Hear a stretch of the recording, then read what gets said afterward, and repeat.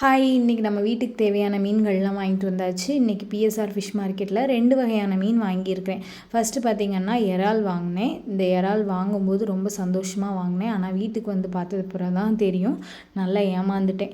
என்னன்னு கேட்டிங்கன்னா, இந்த மாதிரி இந்த சைஸில் தான் இருந்துச்சு. கூறு வச்சுருந்தாங்க. அப்போ பார்க்குறப்போ இந்த சைஸில் இருந்துச்சு. நானும் சரி போடுங்கன்னு சொல்லிட்டேன். ஆனால் அவர் அந்த கூரிலேருந்து எடுக்காமல் உள்ளேருந்து எடுத்து வந்தார். பார்த்திங்கன்னா ரொம்ப இது மாதிரி ஒரு 10 தான் இருக்கும். மிச்சம் எல்லாமே ரொம்ப சின்ன இறால்.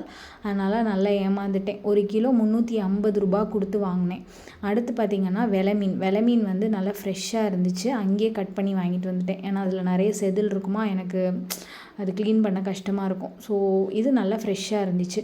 இந்த மீன் பார்த்திங்கன்னா இன்றைக்கி நல்ல லாபம். 1 கிலோ வந்து 350. நார்மலி 450 500 அப்படின்னு இருக்கும் வெலை மீன்.